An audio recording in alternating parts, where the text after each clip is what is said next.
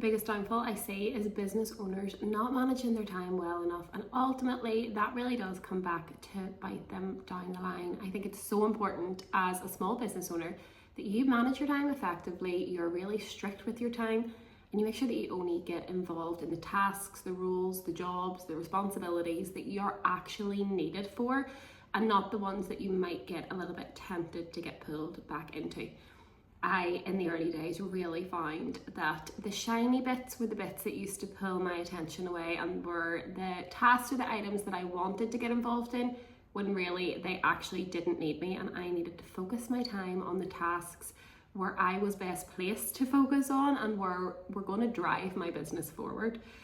Thankfully now I've gotten an awful lot better at sticking to what I need to do rather than what I want to do. So I'm going to delve into how I structure my week as someone that has multiple businesses, and I'm in the buying of buying multiple more small businesses too. So let's get stuck into it. How do I structure my week as a serial entrepreneur, as somebody that has multiple small businesses and is going to keep buying businesses? Right, first up, this is the question I get asked all the time. People are constantly asking me, I can't run multiple small businesses. I can't run one small business, so how are you running multiple small businesses? So I'm going to delve into my week, what it actually looks like, how I structure it to make sure that I cover all the bases and nothing gets dropped in my businesses. So starting off strong with a Monday. Monday for me is constantly looking at KPIs, stats, finances, reviewing what's happened and planning out what we're going to do. So I call this my CEO day. These are my CEO tasks, and I will start off by looking at the previous week, seeing what didn't go well and what did go well. What were we doing that we should continue? What did we do that we absolutely should not continue? And where our finances sitting. So we'll have a really good look at the bank account, see what cash flow's like. Have we any problems? Have we any problems that I can foresee coming? If there is, then I'm going to take action on that pretty quick. I'm going to look back through the previous week in each businesses and see how they performed. Is there a particular staff member that maybe dropped a ball? Is there an issue that I can see coming down the line? Is maybe a staff member not adhering to our utilisation rates? We're going to deep dive on all of our KPIs, so every team member in each of our businesses knows what their KPIs are and know what is expected of them. So I'm going to be doing a deep dive to see, are we meeting the KPIs individually, but also as a whole, also as the entire business, is it meeting its KPIs, and then the investments as a group as well. Mondays are the day that I notoriously do my team meetings. So some of my businesses will have weekly team meetings with the management team, and other businesses won't. I maybe only catch up with the team once a month, just depending on the size of the business. So if I have team meetings in that particular business, then I will be deep diving on those on a Monday, getting a catch up with the team, seeing how they are, seeing how they felt about last week, looking through where are we on our marketing initiatives, what do we need to do, is there key bits of content that need recorded. I think this is something small business owners are massively falling down on at the minute. They're not prioritizing content. Content is no longer a luxury, it's no longer something fun to do, it is a must-have. It is as important as the signage over the front door of your bricks and mortar shop.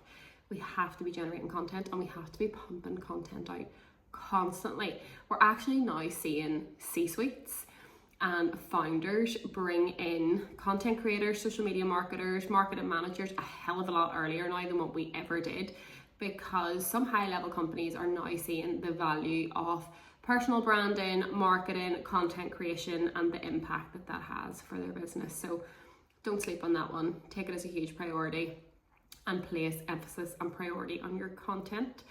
If we look over to Tuesday, because I do business coaching, is normally spent really focusing on my business coaching clients and also our business buying blueprint clients.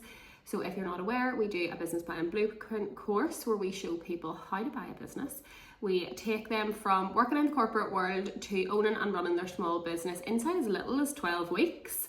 And we are really looking at driving results in there super fast at the minute, super strong results as well. So I'm really looking to focus my Tuesdays on those individuals inside both courses, be it business owners who have come on for some business coaching, or for individuals who are on our business buying blueprint and want to buy a business.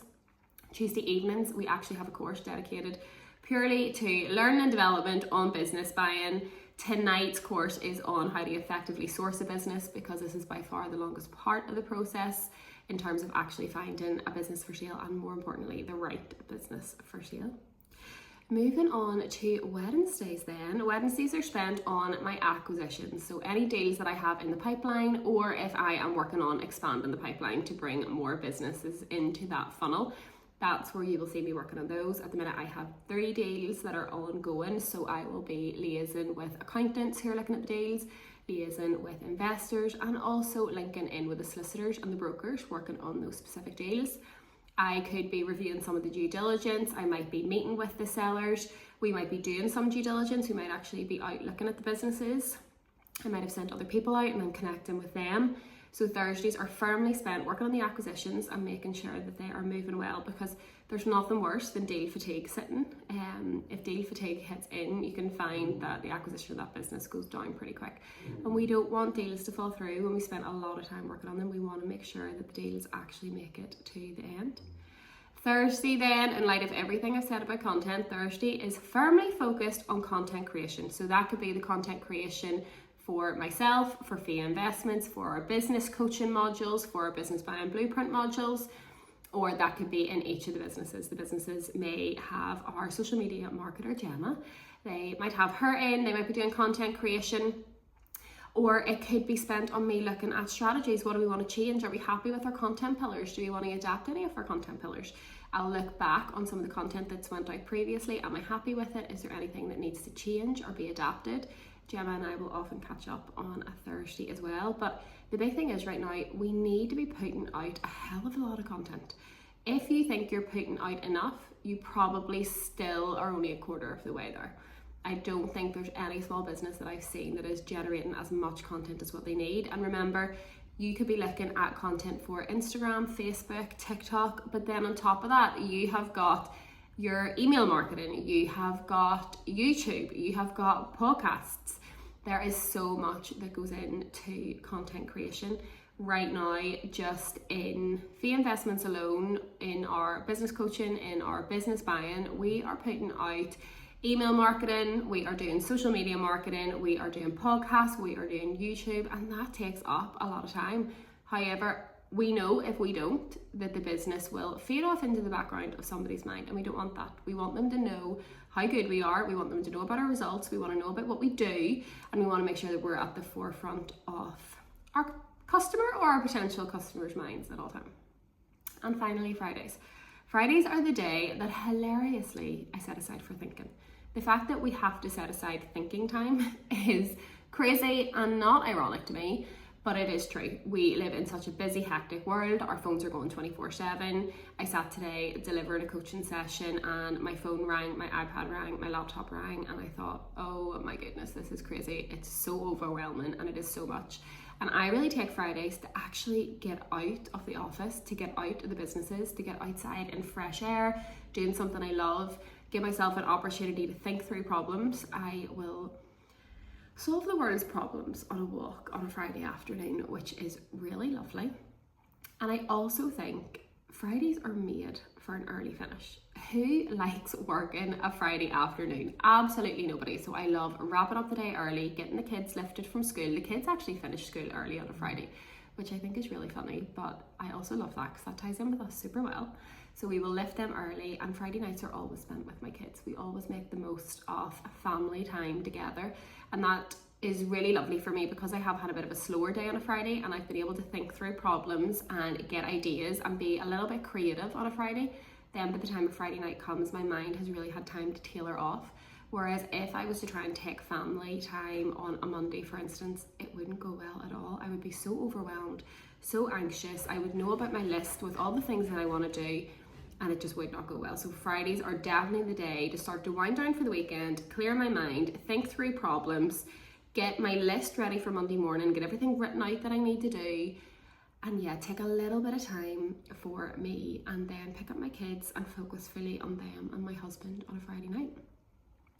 So I hope that helps, gives a little bit of an insight into my diary. As someone who has multiple small businesses, I am really regimented about my day. This week I had to switch around my Mondays and Wednesdays, which was really weird. I had to fly to London and do some content with a pretty big company, which was really fun, and obviously I wasn't going to turn it down just because it was on a Monday. But I'm pretty regimented. I stick to my days, I stick to my times. Each day is structured out so well because otherwise I wouldn't be able to do it. And the other big thing is, let's be realistic. I could not run this many businesses without phenomenal teams. So inside the next version of this, I am going to tell you exactly how I hire well and make sure I hire right the first time, because the most detrimental thing that you can do to your business, especially a business that you're not on site running, is hire the wrong people. And I want to be able to show you how you can make sure that you get your hire right from the first time and attract the people that you need and want in your business, so that you are getting your pick from the individuals out there, which is a bit of a crazy concept in today's world because often we find employees are the ones picking. But there's a way that you can do it. So we'll cover that in the next video.